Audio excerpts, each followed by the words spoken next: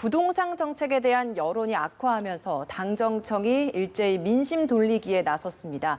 정세균 총리가 다주택 고위공직자들은 집을 팔라라고 지시한 가운데 노영민 실장도 논란이 된 반포 아파트를 이달 안에 처분하겠다고 밝혔습니다. 이 관련 포함한 정치권 소식들 두 분 전문가와 짚어보겠습니다. 현근택 더불어민주당 법률위원회 부위원장, 조청래 미래통합당 전 여의도연구원 부원장 자리하셨습니다. 어서 오세요. 안녕하세요. 안녕하십니까. 부동산 문제, 정치권의 가장 뜨거운 감자입니다. 네네. 정부, 여당 모두 다주택자들은 처분을 해라라고 지금 압박을 하고 있는 이런 상황입니다. 정세균 총리 역시도 코로나19 관련된 논의를 해야 하는 중대본 회의에서 이 부동산 문제를 꺼냈습니다. 일단 당정청, 부동산 문제가 굉장히 좀 위급하다라고 보고 있는 것 같은데 어떤 입장입니까? 네, 맞습니다. 아시다시피 참여정부 때도 비슷한 현상이 있었습니다. 괴당의 부동산 폭등하면서 어쨌든 여러 가지 이유가 있습니다만 그것도 하나의 정권을 빼앗긴 이유가 됐다라고 보고 있고 어찌 보면 저희 민주당의 주된 지지층이 30, 40대 젊은 청년들이라고 볼 수 있는데요. 이분들이 굉장히 현재 이 부동산 폭등에 대해서 허탈감을 많이 느끼고 있으면서 우리 당에 대해서도 지지를 철회한다든가 이러고 있어서 결국은 우리 당의 주된 지지층, 그다음에 어쨌든 참여정부에 대한 어떤 트라우마 이런 게 작용하고 있어서 당정청, 특히 이제 고위 공무원들에 대해서도 물론 이게 법적 효력은 없습니다. 법적 효력은 없는 거지만 그래도 고위 공무원이라 그러면 어느 정도 뭐 다주택은 해소해라 이런 어떤 신호를 주는 것 같습니다. 예, 정부와 여당의 이런 움직임에 대해서 좀 어떻게 보십니까? 지금 민심의 정도가 너무 심각하고요. 나라의 경제 기반이 흔들릴 정도가 지금 되고 있는데 문재인 정부의 지금 부동산 정책 21차례 나온 걸 보면 핵심이 규제와 징벌적 과세로 되어 있습니다. 말하자면 규제와 징벌적 과세를 통한 수요 억제인데 집을 사지 마라. 있는 사람 다 팔아라. 있는 사람은 엄청난 세금을 매기겠다 이거예요. 근데 21차례나 내면서 실패를 했는데도 불구하고 이 기조를 바꾸지 않고 더한 규제, 더한 징벌적 과세로 지금 가고 있습니다. 이렇게 가서는 해결할 수가 없거든요. 예. 게다가 최근에 더 큰 문제가 되는 것은 집값의 상승분보다는 사실 전월세대란의 가능성입니다. 그런데도 민주당은 지금 임대차 3법을 7월 국회에서 통과시키겠다고 지금 나오고 있는 거거든요. 반시장적 논리로 끝까지 우기고 가다 보면 결국 서민들만, 국민들만 볼모로 잡히는 그런 결과가 될 수 있어서 정부가 담당자나 정책 담당자나 정책 기조를 좀 바꿨으면 하는 바람을 갖고 있습니다. 예, 부동산 정책에 대한 실패를 정부가 인정하지 않고 있다라는 이야기를 해주셨습니다. 오늘 이낙연 의원도 한 라디오 인터뷰에서 김현미 국토부 장관 경질론에 대해서 정부도 여러 가지 생각을 할 것이다라는 이야기도 했고요. 결과적으로 정부의 부동산 대책이 성공하지 못했다 이런 표현을 또 직접적으로 또 사용을 했거든요. 제가 보기엔 뭐 뼈아픈 얘기지만 예. 맞는 얘기인 것 같고요. 지금 말씀하신 것처럼 이제 두 가지 측면이 다 있는 것 같아요. 그러니까 수요 억제만으로 안 된다. 맞는 것 같습니다. 왜냐하면 지금처럼 이자율이 낮고 시중 유동자금이 지금 수천억이 풀려 있잖아요. 그러면 이게 지금 뭐 경제가 좋거나 이러면 아마 기업 투자로 갈 텐데 그럴 상황도 아니에요. 몇 개 뭐 SK 뭐 바이오라든지 이런 데 말고는 사실 주식이 엄청 뜨고 있지도 않거든요. 그러면 대부분 부동산으로 가게 돼 있어요. 은행 이자도 나는데 은행에 돈을 맡길 리가 없잖아요. 그러니까요. 오히려 돈을 빌려서라도 이제 부동산 상황이라서 저는 뭐 물론 지금 장관 거치도 나오고 있지만 장관 거치 문제를 차치하고라도 지금 지적하신 것처럼 공급책을 마련해야 된다. 저는 아마 뭐 많은 분들이 기억하듯이 수도권 1기 신도시 100만 원, 200만 원 이런 게 있었잖아요. 좀 아마 파격적으로 그린벨트를 해제하든지 아니면 뭐 공공임대주택을 뭐 100만 원을 짓든지 좀 정말로 살 수 있는 사람은 살 수 있게끔 일단 만들어주는 게 중요하다고 봅니다. 저는 그래서 뭐 지금 말씀처럼 어떤 공급책도 마련해야 되고 근데 임대차 보호 3법이 결국은 이제 그 상승을 못하게 하거나 아니면 전월세를 제한하는 방법인데 이게 뭐 임차인한테 계속될 것이다. 그동안 계속 그렇게 해왔거든요. 그렇다고 해서 마음대로 올려도 되느냐? 그건 아니거든요. 결국은 이것도 집이 부족하기 때문에 생기는 거예요. 싼 값으로 임대주택을 공급하면 됩니다. 그리고 사고 싶은 사람한테는 주택을 분양하면 되는 거고 결국 그래서 이것도 결국은 공공임대주택을 공급하는 늘리는 방식으로 저는 뭐 해결이 가능하다고 보고 있습니다. 예. 고위공직자들 다주택 현황에 대해서 요즘 굉장히 많은 관심입니다. 지난 3월에 재산 공개 당시에 그 내용을 좀 보면 1급 이상의 고위공직자 그리고 유관단체장 중에서 2주택자가 무려 196명이고요. 3주택자가 36명. 그리고 4채 이상을 소유한 사람 같은 경우에는 16명. 그러니까 3명 중에 1명꼴로 거의 다주택자였던 겁니다. 부동산 정책을 만들고 담당하고 이 규제책을 만들어내는 그 당사자들이 이렇게 다주택을 보유하고 있는 이 현황을 저희가 좀 어떻게 바라봐야 되겠습니까? 이게 재미있는 현상이요. 이게 지금 고위공직자뿐만 아니라 청와대 예를 들어서 비서관급 이상도 3분의 1 정도예요. 지난번에 서울시의회 다주택자도 보니까 3분의 1이에요. 대략 30% 정도, 공공기관에 있는 분들이 30% 정도는 다주택자라 보면 될 것 같은데 또 사실은 주택수가 부족한 건 아닙니다. 근데 지금 무주택자가 40%가 넘어요. 한마디로 얘기하면. 그러니까 뭐 어쨌든 공무원이라든지 아니면 이런 뭐 국회의원이라든지 아니면 뭐 시의원이라든지 이런 분들이 다주택자가 많다. 그럼 당연히 권력도 갖고 돈도 갖고 다 가진 거 아니냐. 이런 국민들이 생각을 안 할 수가 없죠. 국민들은 예. 돈도 없고 권력도 없는데 둘 다 갖고 있는 거 아니냐. 이제 이런 비난 여론이 있는 거거든요. 그래서 저는 아마 일정 정도의 뭐 선출직에 있다든지 아니면 고위 공무원이라든지 이런 분들은 어느 정도 국민들의 이런 뭐 감정도 물론 뭐 법으로는 안 되지만 좀 헤아릴 필요가 있다고 봅니다. 예. 부원장님 의견 어떠신가요? 지금 뭐 잘 아시지만 그 국민들의 그 감정은 한마디로 분노와 배신감입니다. 뭐냐면 시장 작동의 원리에서 제일 중요한 게 심리고 또 시장 작동 원리에 대한 신뢰인데 그게 사실 깨진 거거든요. 뭐냐면 지금 말씀하셨지만 21번이나 부동산 대책을 바꿔가면서 냈는데 최대의 수혜자가 그 정책을 위반하는 정부 고위직이라는 것은 정말 유율배반적인 분노의 대상이 되는 거거든요. 예. 이런 부분들이 촉발되었기 때문에 사실은 이 부분에 대한 획기적인 대책 없이는 시장의 신뢰나 또 심리의 안정이 오기가 힘들다. 지금 미온적으로 계속 특정 장관에 대한 신뢰를 대통령께서 확인하시고 그분을 통해서 다시 대책을 실패한 장관에게 다시 대책을 가져오라고 그러고 이런 상황들이 국민들을 더 절망하게 만드는 겁니다. 빨리 좀 수정을 하고 교정을 좀 했으면 좋겠다는 생각을 가집니다. 근데 고위공직자 말고도 사실 국회의원들 사이에서도 다주택자가 많지 않습니까? 예. 그러니까 민주당도 이 부분에 있어서 빠르게 좀 처분을 하자라는 좀 분위기고 하고 있는데 통합당은 여기에 대해서 강제할 의사 없다라는 지금 입장인 말씀하셨지만 거잖아요. 수요 억제 중심으로 가는 정부의 정책 때문에 집 많은 사람들이 팔아야 된다. 이 사람들이 팔지 않으면 집값이 안정이 안 된다는 이상한 논리로 지금 변질이 됐습니다. 실제적으로 이 집을 지금 다주택자, 고위공직자와 국회의원들이 판다고 해서 지금 부동산 가격이 안정되는 건 아니거든요. 문재인 정부 지금 3년간의 부동산 정책의 실패에 대한 분노나 그 반발감을 그쪽으로 전이시킨 듯한 느낌이 있는 게 사실입니다. 그렇다고 예. 해서 이 정부가 지금 그 거래세를 낮춰서 양도가 가능하게 하고 있지도 않습니다. 이 정부의 지금 정책을 보면 종합부동산세라든가 양도 차익이라든가 무슨 취득세라든가 다 높이겠다는 거거든요. 지금 수도권에만 10년째 2주택 이상을 보유한 사람이 10만 명입니다. 그러면 만약에 다주택자에게 집을 팔게 하려면 양도소득세를 낮추든지 출구를 열어줘야 될 거 아닙니까? 시장의 조율 기능을 회복시켜야 되는데 수요도 억제하고 공급도 억제하는 이런 이율배반적인 정책이 가고 있기 때문에 아마 많은 분들이 다주택자들 중에 많은 분들이 경제적으로 혹은 심리적으로 승복할 수 없는 그런 상태에 놓여 있을 거라고 봅니다. 그러니까 여야 할 것 없이 사실 이 부동산 법안을 담당하는 국토위 기재위에 포함되어 있는 의원들 30% 가까이가 다주택자이다 보니까 이런 부분에 있어서도 좀 이해 충돌이 생기는 거 아니냐. 이런 시각이 있거든요. 이건 어떻습니까? 국민정서법이나 혹은 지금 민주당 지도부가 추진하려고 하는 종합부동산세, 취득세, 양도소득세 중과 측면에서 보면 예. 그 관련 분야 입법을 추진하는 상임위의 이해 충돌의 가능성이 충분히 있습니다. 그거는 뭐 지금 현재의 부동산과 관련된 국민 여론에 비추어 본다면 그런 측면이 있기 때문에 적절하게 조정이 되고 적절하게 출구를 열어가야 된다고 생각합니다. 그러면 이 국토위나 기재위에 소속되어 있는 의원들만이라도 1가구 1주택은 좀 실천을 해야 된다라는 의견이신 건가요? 아마 그분들 스스로가 지금 국민들로부터 엄청난 압박을 느끼고 계실 겁니다. 알겠습니다. 예.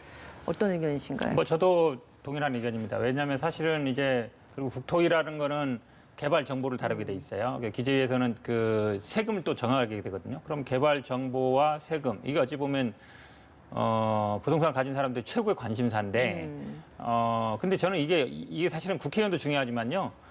지방의원들이 더 중요해요. 사실은 이제 시도의원들은 바로 내 집 앞에 있는 개발 정보를 다루거든요. 근데 이런 분들도 사실은 엊그제 서울시의원도 보면 여당 소속입니다만 30채 가진 분이 있었어요. 그런 걸 보면 저는 아마 이런 이해 충돌 문제는 국회라든지 지방의회에서 충분히 저는 다뤄야 된다 보고요. 지금 예. 저는 근데 이제 예전부터 계속 하는 말이 세금 무서워서 못 판다는 말이 굉장히 많이 하는데 저는 그거는 조금 약간 모순이라고 봐요. 왜냐하면 없는 돈 내는 거 아니거든요. 돈을 버는 거예요. 팔게 되면 이제 오른 만큼 양도 이익이 있잖아요. 그중에 세금을 내는 거기 때문에 뭐 예를 들어 손해를 보는 입장이 아닌데 그냥 세금을 안 내겠다는 심리가 있는 거예요. 내가 집을 파는데 양도세를 왜 내? 그냥 세금 내지 말아야지 이 생각이 있는 거라서 어쨌든 가격이 올랐고 소득이 있으면 세금을 내는 게 정상이다. 그래서 저는 세금 무서워서 못 판다 이런 얘기는 저는 앞으로는 안 했으면 좋겠습니다.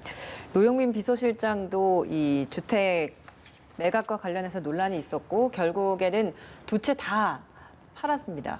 뭐 아직 반포는 팔리진 않았습니다만 청주는 이미 팔렸고 그리고 반포도 이제 7월 안에 처분을 하겠다라고 했는데 일단 이런 결정으로 인해서 이 논란은 좀 마무리될 거라고 보십니까? 저는 쉽게 마무리 안 될 거라고 봅니다. 그래요. 뭐냐면 몇 달 전 연초든가요 대통령께서 방송에 나오셔서 국민과의 대화를 하실 때 예. 부동산 문제는 자신 있다. 안정시키겠다, 믿어달라 이렇게 말씀하셨어요. 그런데 사실은 대통령을 모시고 있는 분들이 제일 큰 수혜를 본 상태가 됐잖아요. 노영민 실장 같은 경우에 집을 두 채를 다 판다고 하지만 그 순서도 달랐습니다. 예를 들면 반포 아파트부터 팔았으면 지금 말씀하신 것처럼 양도세를 엄청나게 냈을 거예요. 그런데 청주 아파트부터 팔고 1주택자가 된 이후에 반포 아파트 처분을 지금 밝혔기 때문에 거기서 양도세로 뜯기지 않는 부분이 엄청난 금액일 겁니다. 아마도 이거는 주택을 가진 분들은 대충 다 아실 것 같은데요. 뿐만 아니라 작년도 12월 16일 날 부동산 대책 나가고 난 뒤에 노영민 실장께서 청와대 참모들에게 수도권에 두 채 이상 있는 사람 다 팔아라 이렇게 얘기했는데 물론 청주는 수도권은 아닙니다만은 본인도 팔지 않았고 지금 청와대 고위직 참모 중에 15분인가 하는 분이 아직도 다주택자세요. 그런 이율 배반을 보고 국민들이 뭐 반포 아파트 지금 뭐 민심에 밀려서 팔았다고 해서 당장 분노가 가라앉고 그런 정도의 상황이 아니라고 봅니다. 알겠습니다. 저는 이거를 많은 분들이 지금 많이 생각하는 것처럼 뭐 언론에서 보니까 양도세 때문이다라고 보는데 그러면 처음부터 둘 다 팔겠다 그러겠죠. 왜냐면 순차적으로 팔면 되는 거니까. 근데 처음에 이제 실수한 게 강남 팔겠다 그랬다가 아니 청주 팔겠다 이렇게 말을 바꾸면서 논란이 커진 거거든요. 그래서 처음부터 아마 의도적으로 했을 건 아닌 것 같고 세금 문제는 따져보지 않았습니다만 그게 관건은 아니었던 것 같아요. 그런데 어쨌든 정책을 위반하는 사람이고 그리고 뭐 어쨌든 청와대에 있는 분들이 솔선수범 작년에 일단 말을 했기 때문에 6개월 이내에 해소하라 이랬기 때문에 그걸 뭐 투기 지역이냐 아니냐 이런 건 중요하지 않아요. 국민들 예. 보기에는 어쨌든 다주택 갖고 있다라는 거기 때문에 저는 뭐 그래도 어쨌든 본인이 아니게 이제 무주택자가 됐잖아요. 그러면 어쨌든 본인이 어떤 정책을 위반하거나 이런 거 아니면 어떤 심각한 윤리 도덕적인 문제가 아니라 국민들 정서에 안 맞는 부분이기 때문에 논란은 뭐 종결될 걸로 보고 있습니다. 이 절세의 문제가 또 과연 어떻게 바라보냐에 따라서 좀 시각의 차이가 좀 있는 것 같습니다. 부동산 문제는 여기서 좀 마무리 지어보도록 하고요. 주제를 바꿔보겠습니다. 추미애 법무장관과 윤석열 검찰총장 수사 지휘권을 두고 갈등이 있었는데 오늘 서로가 발표한 입장을 보면 일단은 일단락되는 분위기가 되는 것 같습니다. 물론 법적인 부분은 저희가 앞선 대담에서 좀 짚어봤기 때문에 이 사안과 관련된 정치권의 공방에 대해서 좀 질문을 드려볼게요. 통합당은 지금 이 부분과 관련해서 국회 차원의 진상규명이 필요하다라고 하면서 법사위 소집을 요구하고 있거든요. 그러니까 이 자리에 윤석열 검찰총장까지 네네. 부르겠다라는 겁니다. 어떻게 좀 보고 계십니까? 그러니까 오전 상황을 보면요. 아마 오전 10시까지 데드라인을 잡았고 그다음에 검찰에서 먼저 밝혔습니다. 어쨌든 지휘권을 수용하겠다. 그리고 뭐 과거에 어쨌다는 거나 아니면 뭐 사전에 협의했다. 이건 중요한 게 아니고요. 일단 결론적으로는 수용하겠다는 거고 그다음에 그 이후에 법무부에서 뭐 약간 환영한다. 늦었지만 환영하다. 그다음에 뭐 예전의 얘기는 굳이 할 필요 없다. 그 얘기를 종결해요. 그러니까 어쨌든 이 논란은 종결이 됐습니다. 예. 그러니까 검찰총장이 지휘를 수용한 것이고 물론 구두적으로 뭐 내가 수용하겠습니다 말은 안 했지만 해석상으로 보면 수용한 거예요. 그리고 법무부에서도 뭐 늦었지만 다행이다. 그래서 결국 아마 지금 수사팀에서 수사할 것 같고 윤석열 총장은 결과만 보고받는 지인 안 하고 형태가 될 것 같아요. 그러면 이제 이거에 대한 논란은 끝난 거예요. 그러면 국회에 불러서 뭘 물어보죠? 왜 그랬습니까 그동안? 이게 사실은 얘기할 필요가 없고요. 그동안 사실은 어찌 보면 이 법무부의 일은 법무부 장관이 나왔지 검찰이 잘 나온 적이 없어요. 그리고 수사 과정에 대해서 이거에 대해서 일일이 만약에 뭐 정치권에서 왜 이랬냐 묻는다고 해서 검찰총장이 그때는 제가 좀 뭐 기분이 나빴습니다든지 내가 수용할 수 없었습니다. 그렇게 말할 수 없거든요. 그렇게 제가 보기엔 이미 논란이 끝난 얘기라 이제 뭐 그 사이에서 부르고 말고 할 계제가 아닌 것 같습니다. 그러니까 법사위에 검찰총장을 부르는 게 사실은 불가능한 그런 상황인 거죠? 불가능하지 않죠. 왜냐하면 그래요? 원래는 근데 그동안은 잘 안 불렀죠. 관례적으로 그렇죠, 안 관례상. 불렀던 왜 거니까. 그러냐면 대부분 와서 물어보는 게 수사에 대한 거 물어봐요. 그러니까 인사청문회 때도 보면 계속 수사에 대한 거 물어보잖아요. 수사 어떻게 할 거냐. 그러면 검찰총장의 답변은 항상 똑같아요. 법과 원칙에 따라 공정하게 하겠습니다. 그렇게 얘기할 수밖에 없거든요. 예. 예를 들어서 뭐 법무 행정에 대한 거라든지 그런 거는 국정감사 때는 합니다. 가면서는 하는데 뭐 이렇게 국회로 불러서 수사에 대한 걸 물어보는 게 좀 적절하지 않다. 수사의 독립성을 좀 해친다. 이렇게 봐서 대부분 법무부 장관이 대부분 답변을 해왔습니다. 예, 일단락이 됐기 때문에 법사위를 열어서 검찰총장을 불러 물어본다 한들 달라질 게 없다라는 말씀이신데 어떻습니까? 72년 헌정사상의 그 문건으로 법무부 장관의 지휘권이 발동된 게 총 3번인데 그중에 2번을 추미애 장관께서 하셨어요.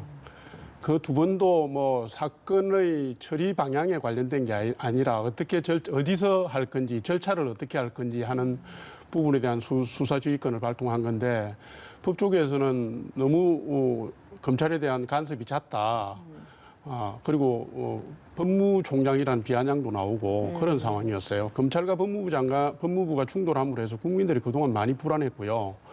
불편했던 것도 사실이고 또 이 사태가 지금 추미애 장관의 검찰 지휘 방침 언론에 비친 걸로 보면 또 재발 산발할 수 있는 상황이어서 제가 볼 때는 지금까지 경과나 검찰 독립성을 유지하기 위한 그 법률 제도적인 방편을 마련하기 위해서라도 법사위에서 불러서 그간의 경위를 알아보는 것은 뭐 정당하고 불가피하다고 봅니다. 예. 근데 말씀해 주신 것처럼 이제 관례상으로는 윤석열 검찰총장이 이렇게 법사위 회의에 불려오는 경우가 없었잖아요. 네네.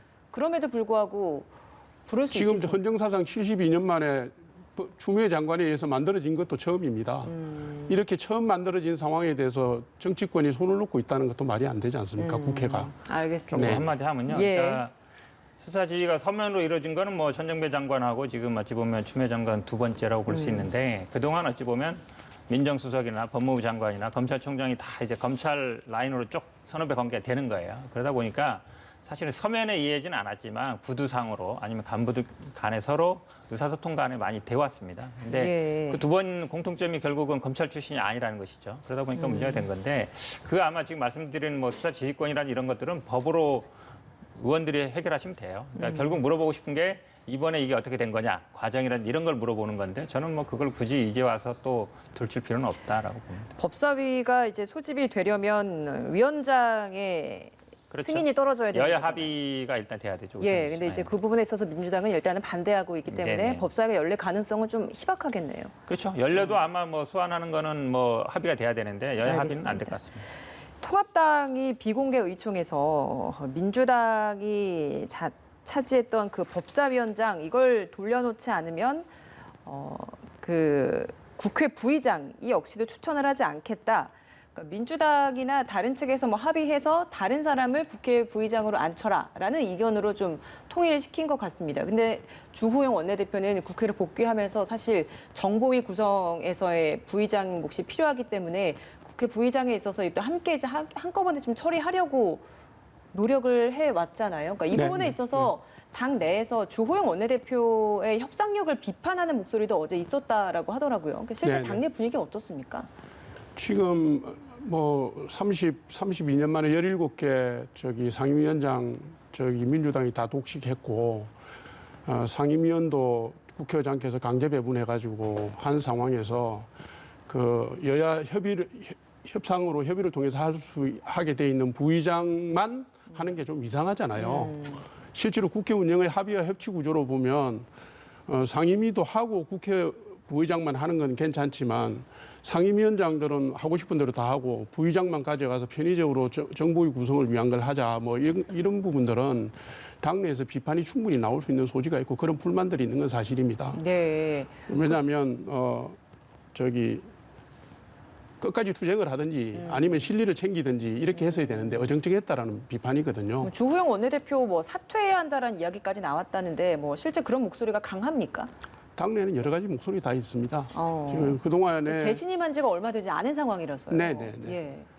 그러니까 지금 3차 추경도 그렇고 국회에서 배제되면서도 향후 원내 투쟁의 방향을 잡아가기 힘든 현재의 주소를 반영하는 것이거든요.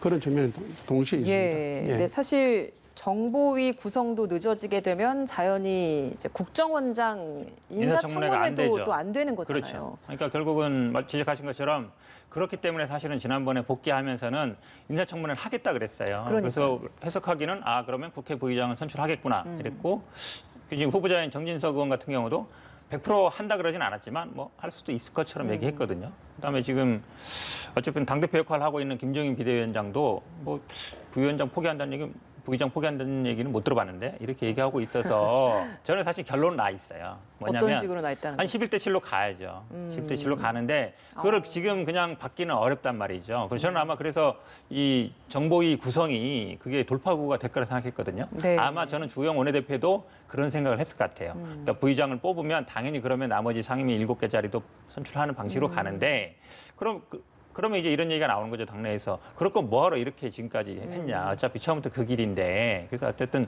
명분이 중요한데 저는 그래도 요 인사청문회 명분이 가장 좋다. 복귀 시점으로는. 그래서 뭐 인사청문회가 아니라 다른 거 예를 들어서 지금 뭐 7월 임시국회는 일단 복귀하기로 했으니까 예. 뭐 다른 형태의 예를 들어서 뭐 국정조사든 아니면 뭐 청문회든지 뭔가 하나를 제시하고 받는 식으로 하면 저는 될 거라고 봅니다. 일단은 들어오는 건 들어오기로 했고요. 저는 아마 11대 7로 가는 게 맞다고 보고 명분만 만들면 되는데 그 명분에서 너무 좀 법사위원장을 다시 또 지나간 일을 안 꺼냈으면 좋겠습니다. 그러니까 만약에 말씀하시죠. 예. 지금 정보위원회 구성은 지금 우리 당에서 상임위 의원들 명단을 낼 때 정보위원 명단도 냈고요. 그다음에 국회에서 지금 유권에서 한 것을 보면 지금 여당 목소리 한 분 부의장하고 국회의장하고 여야 원내대표가 합의하면 정보위 구성해서 갈 수 있는 걸로 유권 해석이 나와 있기 때문에 지금 말씀하신 것처럼 인사청문회 자체가 걸림돌이 되는 상황은 아닌 것 같고 다만 미래통합당이 지금 여야 관계 합의와 협치의 구조가 깨진 상태에서 아무런 보장이나 아무런 그것도 없이 해군을 할 수 있는 상황은 아닌 것 같고 당내 반발이 그런 측면에서 나오고 있는 겁니다. 그게 약간 해석의 문제긴 한데요. 그러니까 일반적인 상임위는 원내 대표들끼리 협의를 하면 의장이 승인하면 되는데 정보위는 한 단계를 더 둔 거 있는 거예요. 국회 부의장. 왜냐하면 정보위라는 게 민감한 정보를 다루기 때문에 당에서 추천해도 한 번 더 걸르겠다는 거거든요. 그게 사실 어찌 보면 해석이 갈릴 수가 있어요. 그런 취지가 있기 때문에. 그래서 국회 부의장 없이 그냥 선임한다 그러면 그게 제가 보기에 더 논란이 될 수 있습니다. 김상희 부의장 있지 않습니까? 그런데 부의장이 결국은 교섭단체에서 하고 부의장을 거치는 거기 때문에 한 번 더 스크린한다는 개념이거든요. 예. 그걸 예를 들어서 여당만 여당 하고 없이하면. 야당에서 안 한다 그러면 그러면 또 절차적인 문제가 생겨요. 그동안 그렇게 안 해왔습니다. 그 통합당이 계속 거부하고 있으면 야당 몫으로 뭐 정의당 심성정 대표에 대한 언급이 있던데 그 가능성도 있는 겁니까? 일단은 제가 보기에 통합당에서 확실하게 뭐 당대표든 지금 뭐 비대위원장이 당대표 역할이니까 공식적으로 밝혀야지 그냥 안에 내부적인 논란으로는 아닌 것 같아요. 지금 원래는 교섭단체 몫이기 때문에 그러니까요. 함부로 그것도 할 수는 없는. 알겠습니다. 오늘 두 분 말씀 여기서 마무리 짓도록 하겠습니다. 현근택 더불어민주당 법률위 부위원장, 조청래 미래통합당 전 여의도연구원 부원장이었습니다. 고맙습니다.